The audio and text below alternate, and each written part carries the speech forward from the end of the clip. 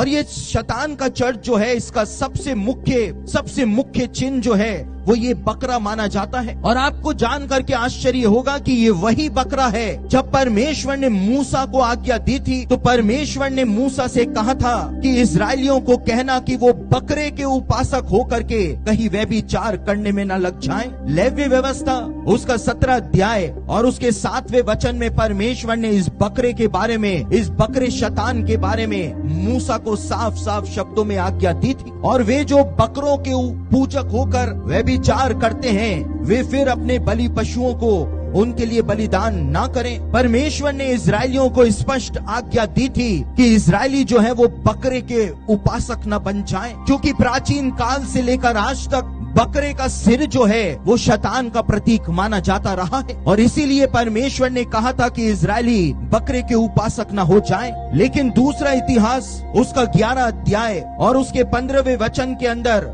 Bible में बताया हुआ है कि इजरायली जो थे वो बकरे की उपासना करने में लग गए थे।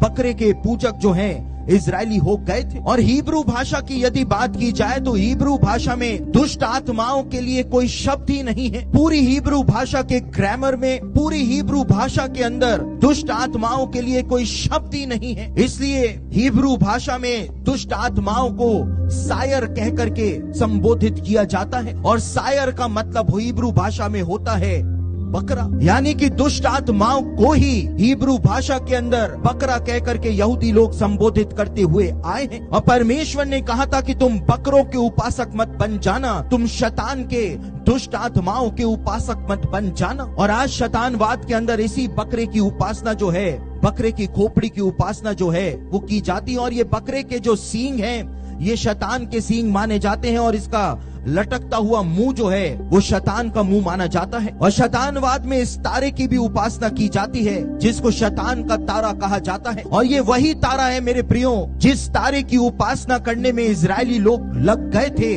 और परमेश्वर का भयानक दंड इजरायलियों के ऊपर आ गया।